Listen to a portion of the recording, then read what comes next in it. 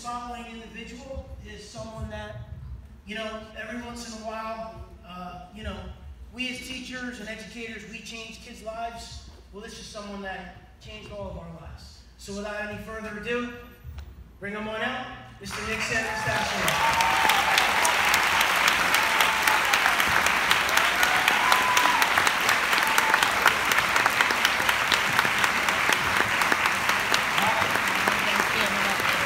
Stand up.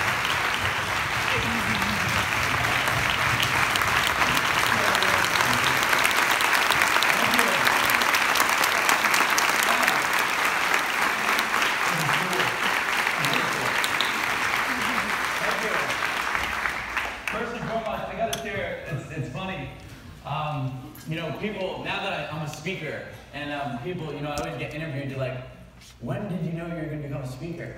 And I always say I had this really crazy high energy lady, Mrs. P. And she forced me to write a speech for DARE. She was like, I'll help you write a speech for DARE. You'll get up on here, you'll say it in front of the student body, and you'll do it. And so I did, and it's crazy that this was the first time I've ever, you know, did a speech in my life was on this stage. I'm super grateful to be here, super grateful for the opportunity to come in here for, you know, Roselli texted me like a week ago, he's like, hey, can you fly in? I'm like, dude, I got you. So I flew in, and he's like, you got 15, 20 minutes, and I'm like, dude, I usually speak for an hour, so I'll try my best. Hey, Nick, mention Joanne Blather. What was that? Mention Joanne Blather, because I forgot to mention her. Joanne? Yeah, mention Blather. Is she here? Blather's here, yeah. Where you at? Where's Blather? Hi. How you doing? I love you. She only got 20% of this, right? Yeah. She got the speaking fee. Here I'm just going to basically talk about two super important things that I talk about when I speak, and that is the power of living in a state of gratitude, not only for you guys, but your kids, for your students, and the monkey see, monkey do approach on how you guys react to situations is how your kids are going to react to your situations. So before I get into that, I just want to basically catch you up on my life so you know I'm credible. I'm not just this guy coming up on here. So after high school, I was doing the pranks. I had a career in pranking. I gained 1 million followers on Vine doing the zombie pranks, crawling around Walmart pretending to be a zombie. That was a great time. I got hired by Fox to scare the main actors of The Walking Dead in Tokyo, Japan my senior year. So I started this pranking career, and then I actually, this is something I don't talk about much, but instead of going to college, I got offered to be a core cast member of an Impractical Joker show, but the cast was all disabled, so you could pull pretty cool pranks, right? And so I'm like, Mom and Dad, I'm not going to college, I'm moving out to LA. And you know, my parents supported me in everything and anything. So with some speaking, I was like, I'm going out there, I'm really doing this. I go out there with a roommate, I sign my lease, like a 6-month lease. I'm paying $2,000 a month in Cali for a shack. And 2 weeks after I signed my lease, they cut my show. They cut the show. And so here I am with no income, and you know, I always have my dad in my head like, I told you, son. And so I'm not telling my dad I'm broke, but literally the entrepreneurship grind, I was sleeping on towels, I was eating peanut butter and tortillas, I didn't have anything. I refused to tell my father I was broke because that was always my stressor, was Nick, how are you going to be financially independent? You can't work all these jobs. The normal kid's what are you going to do? And so I moved home 6 months after release. I moved back with my parents in Jersey. I was like, what's next? I looked at the fitness industry and I said, well, there's no guys with no legs and one arm that look good, so if I do it, it'll stand out. And that's what I call the unicorn effect. You know, I call myself a unicorn because in all these industries I just stand out because no one's done it like me. And so I was like, all right. So I got in shape. I started doing fitness modeling. I started doing bodybuilding. I gained a following there. And then I created my keynote speaking company. So I'm the CEO of Raw Metal Enterprises. It's my keynote speaking company. I have 2 business partners. I have my CFO and my manager. And actually, October will be a year that I've had the company.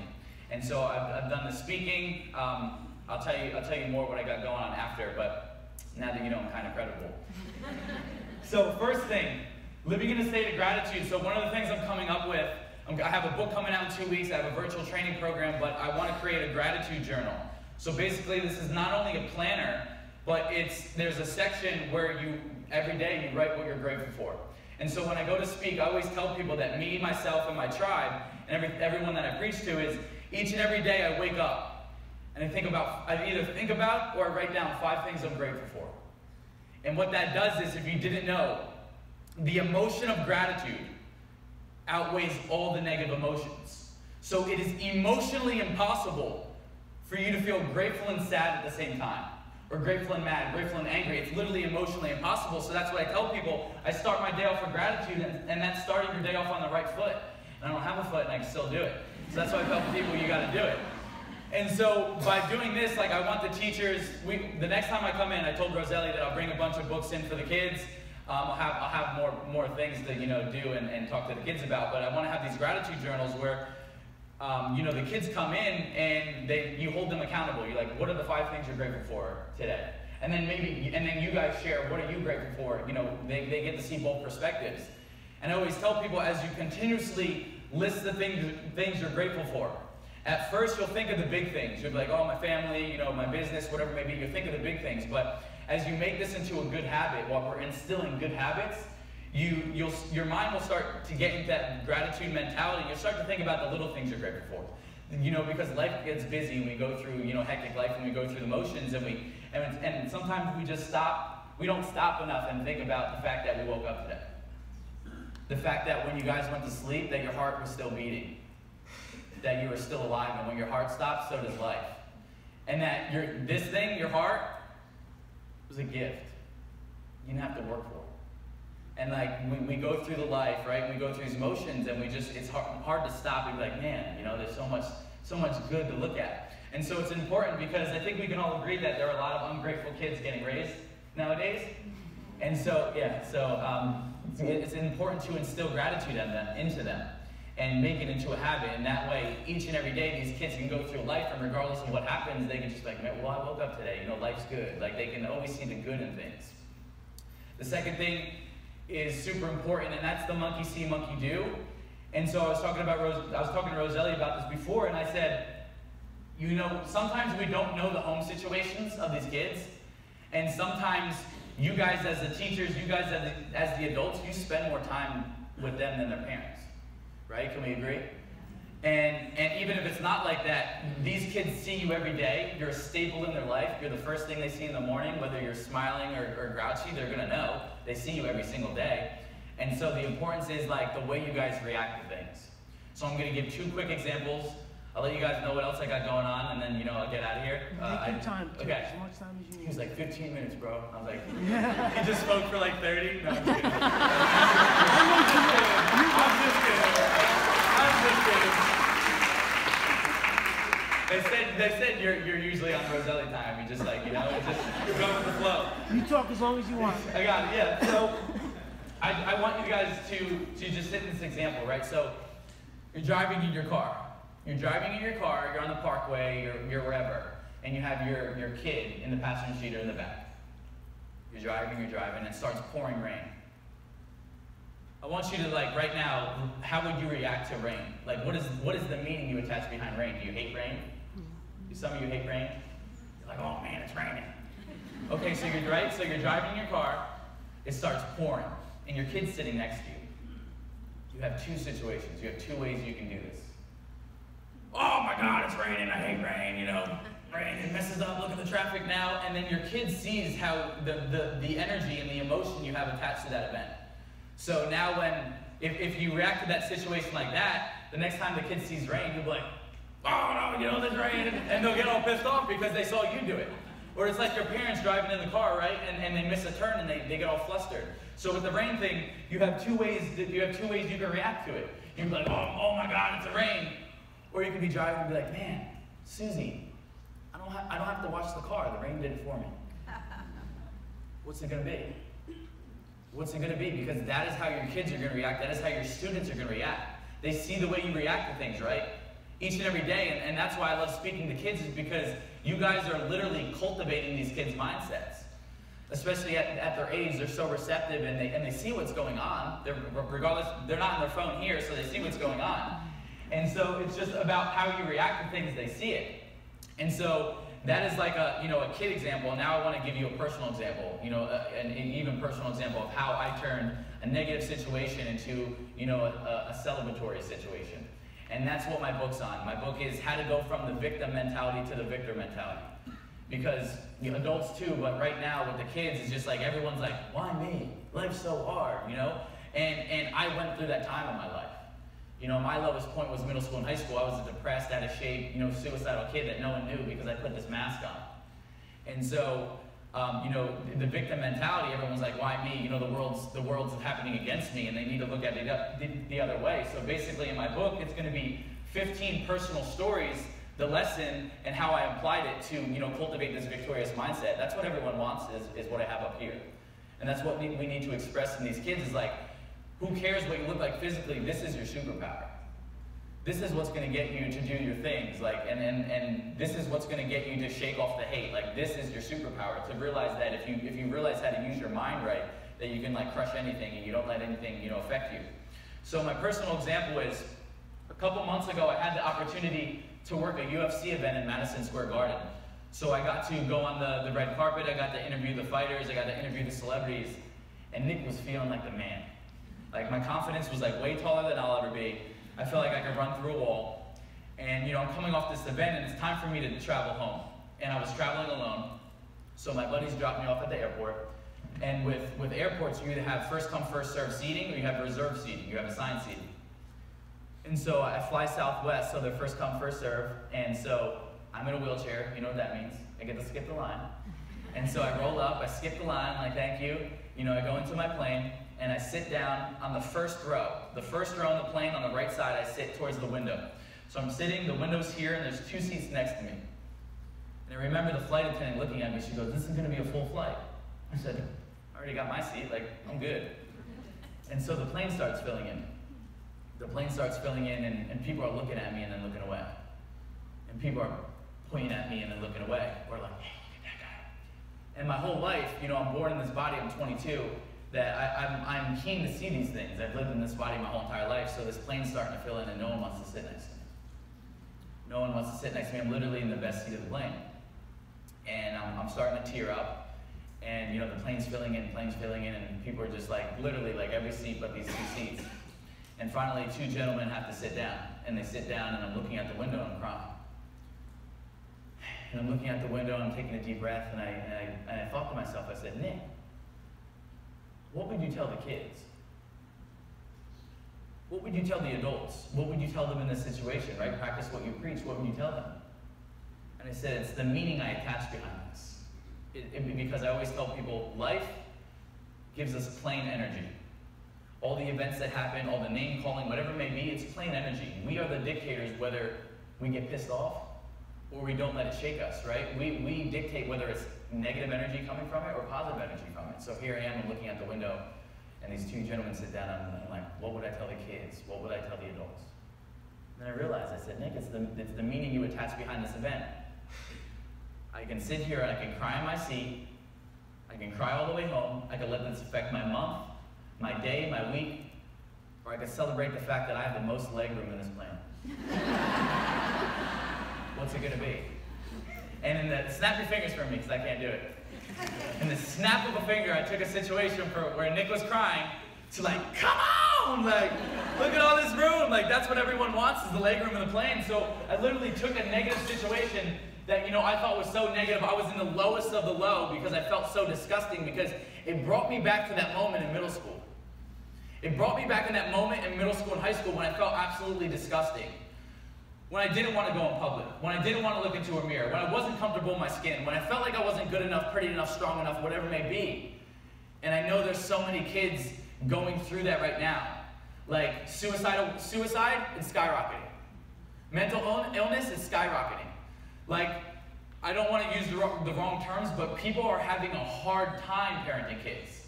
They're not bad at it, they're just having a hard time instilling the right things, and that's the mindset. That's the perspective. Life's all about perspective. Life is all about how you look at life. I could have woke up every single day and said, oh, why me? You know, I have no legs, 1 arm, you know, I'll never have a job, I'll never do anything. Where would that get me? It doesn't serve you. So what we need to do is start having these kids focus on the good. Focusing on things that are going to elevate them. Telling them when little Bobby picks on you, you have a choice. You can use that, you can let that sink you or elevate you. Are you going to get upset and be like, man, I'm going to prove Bobby wrong? How are you going to use that energy? So we just need to start giving these kids the right tools, and the right tools is a mindset. It's a mindset right now because, like, especially with the internet, there's so much bullying, and it's like a totally different world. It's a zoo, you know? And so if we can get these kids to just always look at the positive in life. Because I always tell people, especially for the kids, I like to use their lingo, and I guess I'm pretty young, so I can use it too. So I'm like, kids, take an event in your life. Take any event in your life that you think's an L, a loss, and you pull one good piece of information from it, it's a win. Like Nelson Mandela said, he said, I don't lose. I don't lose. I only learn or I win. And that's what they need to realize. That's the one thing I realized as a kid is that failure was my best friend. That everything I attempted in life, I fell on my face. I was never perfect at it. And especially with kids nowadays, they try one thing and it's hard. They're like, it's too hard. You know, they give up. Where would I be? You know, where would you be? Where would my parents be if every single time someone said they couldn't do something, they listened to them? So what we need to do simply is just like, it's perspective, guys. It's just like letting kids see a broader perspective. And that's why, you know, coming in and having me speak to the kids too is just like a different perspective. And I always tell people with kids, it's Charlie Brown. It's like, mark, mark, mark, mark. Like when you tell your kid to do your homework, or the teacher tells your kid to do the homework, they don't hear it. They see you every day, you know? But it takes a man with no legs and one arm. It takes some random dude from a different walk of life with a different perspective that's been through something different to break that barrier. Break that barrier, like, oh my God, you know, if Nick can do it, I can do it. That's what it takes. It takes a different outside person to, you know, like, you guys know that, like, with your kids, you tell them to clean your room, they're like, no. And then Uncle Bobby comes over, he's like, hey, you should clean your room. They're like, I'm in. Uncle Bobby told me to clean my room. Like, it just takes a different person. You guys understand that? So the main two things I want you guys to get out of this is like gratitude. I think that's super important, and it's something that you guys can instill and implement into your schedules like right now. I know in middle school and high school we had do-nows, and I didn't like it because like I wanted to get in and like sit in my seat and like acclimate to my next class. And I'm like, no, do now, first 5 minutes of your class. But we can start instilling gratitude in the kids, like maybe going around and saying like, what are you grateful for today? What are you grateful for today? And then the teacher shares what they're grateful for. And then, you know, you're not only, and with these changes, you don't even have to tell them that you're changing. You just show them through example. You just, one day you implement it. And then they know it becomes your schedule. You know, it just becomes you. You don't have to tell them. And for you guys, you know, I can even go into personal. It's becoming a better father. It's becoming a better husband, a better wife, is, you know, instilling gratitude into your partner. You know, each and every day you guys sleep in the same bed, you wake up and say, you know, what are you grateful for today? Let's take a moment, let's be present rather than rolling over and checking my emails, checking my text messages. Let's be present for the first 10, 15, 20 minutes of our life and talk about what we're grateful for. And like I said, you'll feel the emotion of gratitude. Usually, when I have a lot more time, I usually do hour seminars. I'll put people through a gratitude exercise. So basically, we'll lower the lights, I'll have people close their eyes and put both their hands on their hearts. We'll take 6 deep breaths, because 6 deep breaths, you can also implement this too. I got some sauce for you guys. So 6 deep breaths, and letting it out can change your physiology. It lowers your stress, it lowers anxiety, it lowers everything. It changes your state. And so if you see a kid stressed and everything, or you just got off a street fight or a fist fight, you know, whatever happened, just like take 6 deep breaths and you'll see their physiology change. And so you can start instilling that. So I'll have them close their eyes, put both their hands on their heart, take 6 deep breaths, and then I'll take them to a moment. I'll say, go back to a moment in your life that you can feel extremely grateful for. And they live in that moment. They breathe in it. They smell. What were you seeing? What were you smelling? And then I take them to a moment that they can feel extremely proud of. And then after, people are smiling, people are crying, and they just like let out this emotions, and that's the emotion of gratitude. So the 2 things we can implement right now is instilling more gratitude in our kids and being conscious of how we react to situations. Every single situation, because they see you. They see you every day. And like when you have that one day where something's going on and maybe you're pissed off and you're sitting there and you're doing your duty, like you said, and maybe your eyebrows are down, they're like, hey, what's wrong? Why are you not happy? You're always happy. You know, they see that stuff. So that's what we want to do. These kids are our future, and you know, they look up to us, and all our actions, whether you believe it or not, they take note. So with that being said, I just want to update you on some of the things I got going on. My book comes out in 2 weeks or 3 weeks. I don't know when it's going. They kind of just like, I have a manager and he just like puts me where I need to be. I'm like, here's my Google Calendar, just like put me in the right places because I'm all over. So my book comes out, but this weekend I'm actually walking or hopping, whatever you want to call it, the New York Fashion Week runway. I landed the cover of New York Fashion Week this year. And so I always want to bring a message in any of the industries I want to do. So the message, I have it tattooed on my bicep. It says, "You laugh at me because I'm different. I laugh at you because you're all the same." And but you know, with kids, like everyone's trying to fit in and be in these little cliques, and that's what I always tell these kids. I'm like, the sexiest thing, the most attractive thing you can be is different.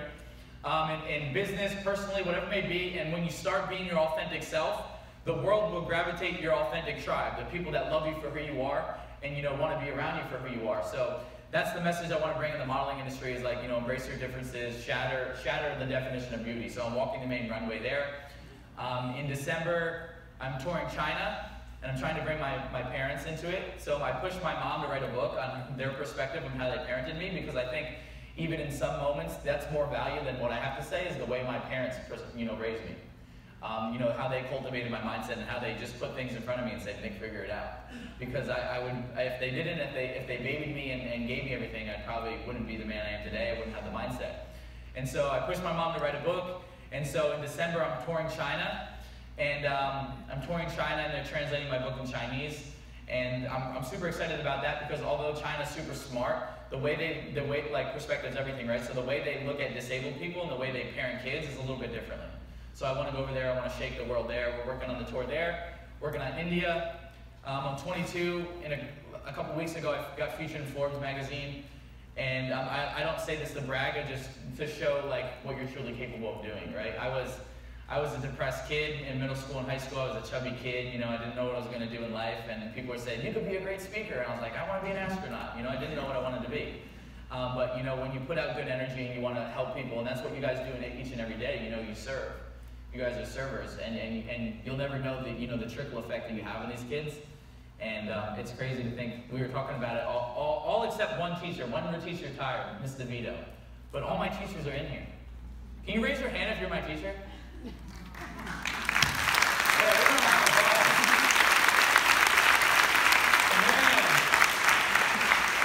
So that's the one thing I want to end off is, I get interviewed a lot and they're like, "Were you bullied?" And I was like, "No." It's kind of weird, people think I got bullied. I remember coming here in first grade and I was in CBW and we sat down with Roselli, and that was the most comforting thing for my parents was like, "Oh my God, the school system, the teachers, the environment, I can feel comfortable putting my son in this school.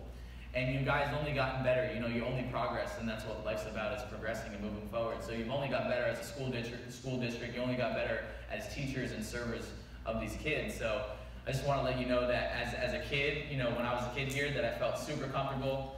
I told Roselli, he was like, "Hey, that's the principal's office." And I was like, "Yeah, I was there one time, I was crying." I was so scared of him as a kid, and now he's like a buddy, it's so cool. But yeah, I just want to let you guys know that I'm super grateful, super appreciative of what you do each and every day, because each and every day, we're cultivating these kids' mindset, and they're our future. And if we can get them to start focusing on the way they look at life rather than Fortnite, we can change some lives. So, like I said, I just want to end off. I'm super grateful for the opportunity. I want to thank you for bringing me out. Can we give a round of applause for our brother? This guy too, man too. He was just saying how was it like bus duty? Where the kid was like, "Why are you not happy?" Oh yeah. Sorry, I put you on the spot. I was telling him the story. I said at CBW, and a lot of people know when I'm in school with the kids, I'm always smiling and laughing. And a little girl came up to me and said, "What's the matter?" And I said, "What do you mean?" She goes, "You don't look happy." And I said, from that day forward, I really tried to. I didn't want anyone to see any sort of negative feelings that came out, but it was poignant for me. I remember it very significantly. And you said there was something that happened prior that you were upset about. So I know. I definitely had something on my mind. I was PO'd at something. I don't Yeah. know what it was. But you're such, like you said, they see exactly how you feel. They see everything. You can't hide it from a kid. You can't. They see everything, right? A little girl comes up and she's like, "What's wrong?" I'm like, "Oh, shoot, you're right. My eyebrows were slanted down," and I was like pissed off, it's funny. I remember like going through high school and like as humans, like when one bad thing happens, we tend to stack. So one bad thing happens and we tend to stack and like look at all the bad. Like, "Oh, this is happening. Oh, this is happening." So I remember in like high school, I used to go around and like I was like my eyebrows were like stuck here. And I'd go around and they'd be like, "Nick, what's wrong?" I'm like, "What do you mean?" They're like, "Dude, your eyebrows are like you look pissed off. I'm like, oh my God, like release of my muscles. But yeah, so these kids see everything you do. So it's just, you know, about, you guys know your role models each and every day, but just be conscious that it's like a monkey see, monkey do. Like each little situation, whether it's like a little argument or a fight or whatever it might be, or, you know, a kid crying, like they see how you react to it, and it trickles down. And you know, that like, just these kids, they grow up and they go to high school like me, and they graduate, they become, you know, adults, and they remember the impact you had on them. And you know, some for the good, some for the better, but you know, they remember what you guys done for them. So, hi, it's been a while, that's so cool. But with that being said, just want to thank you guys so much for the opportunity. It's crazy to come full circle. And you know, this was my first speech, and Miss P, you know, pushed me to get up here and speak, and you know, she said, you're gonna, yeah, can we give her a round of applause? I love you.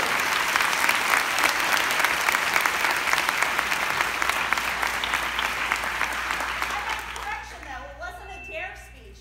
He actually won a poster contest for the governor and the whole state. I guess I was being humble.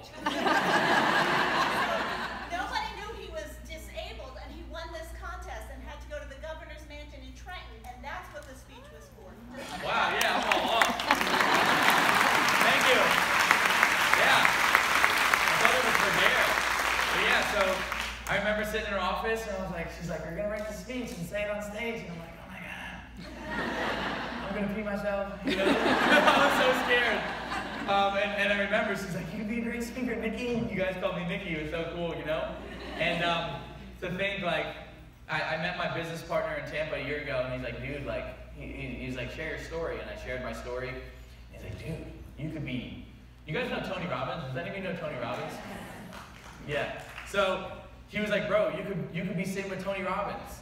And you know, I'm a big believer in manifestation and you know, writing down what you want and putting out what you want in the universe. And so he's like, bro, you could be speaking with Tony Robbins, the biggest dudes. Well, a month ago, I spoke for Tony Robbins. I spoke for Tony Robbins. Thank you. I spoke for Tony Robbins at his youth leadership. And he wasn't there, but it was facilitated by him. And I came off. It was funny because they never saw me speak. I'm backstage, and the MC comes out. He's like, I look at him like, and it's funny because I've been speaking for a year, but it was a calling. Like, I'm very good at it, and I'm only getting better. Well, I'm being humble, but you should have saw me like a year ago. So like, I've been speaking a lot. I probably spoke over 60 times this year, and so I've gotten better. And I look at the guy. I'm like, you got any advice for speaking to kids? And you know, just like I'm a learn, like I'm an open book. I only know what I know, and that's the mindset you always have. You can only know what you know, and there's always more opportunity to learn. So I'm like, any you know, advice for kids? He's like, good storytelling and a lot of energy. I'm like, oh man, I'll try it out. I come out and say, I'm like, come on! I'm like, come on! Like, just like these kids are like going out of control. I came off the stage and they were like, oh my, they were like, dude, like, Tony already knows about this. Like, you were one of the best speakers that ever touched the stage. And I was like, dude, that's crazy. So I met Tony at one of his seminars. There was like 10,000 people there, and there was only 8 people that got to meet him, and I was one of them. And he invited me, like, his events are super expensive. He was like, yo, for free, like, come to my next event. And so I always wanted to build that relationship with him. So it's crazy that like a year ago we put that out in the universe that we wanted to work with Tony, and then now we're working with Tony. And another thing, this would be a cool thing to have the kids watch. I did a podcast with Ed Milet. So Ed Milet has been a best friend of Tony for like 25 years. He's like Forbes 50 under 50, super successful guy. But we did a podcast about 3 weeks ago, and we just broke like 6 or 7 million downloads. And so, and Ed was one of the guys in the industry of personal development that I wanted to be a mentor. And everyone I do business with, our core values have to align. So they need to be genuine, they need to be on the right path. And me and my manager were like, dude, we're going to kidnap this guy if he doesn't want to be our mentor. Like, after this podcast, we're going to come in. So the goal was to crush the podcast and ask him to be my mentor. And so, you know, I crushed the podcast, and it was the only podcast that he got choked up and he cried. And after, you know, I wanted to ask him to be my mentor. And he looked at me and he said, Nick, he said, you're 22. He said, when I was 22, I was losing my house. And he goes, I went to a Tony Robbins seminar as, you know, a fan. And I met Tony, I built a relationship with him, and he said, I wouldn't be in this couch if it wasn't for his guidance for the past 25 years. He said, I want to be that Tony Robbins in your life. I was like, oh my God, you know, like fangirling, like trying the whole man of fangirling. So, you know, I've been super blessed, and that's another thing, sorry I'm babbling, but like accountability groups, right? Like support groups. It's super important to have great support groups, and great support groups are not just people that love on you all the time. It's people that love on you, but like, yo, you gotta do more. You know, that push you to the extra mile. So, you know, I've been super grateful to just be surrounded by, you know, amazing people. I'm being mentored by Jeff Hoffman. He's the guy that created the kiosk in the airport. So, and he also created Priceline.com. So like, Priceline, negotiator. You know, so he's my first billionaire mentor. So, you know, he's a billionaire, you never know it. And so that's what happens when you come out of your body and you start trying to help people. Amazing opportunities come into your life, and you guys help people each and every day. So you guys are super blessed with super dope energy and super good, you know, environment. So with that being said, thank you.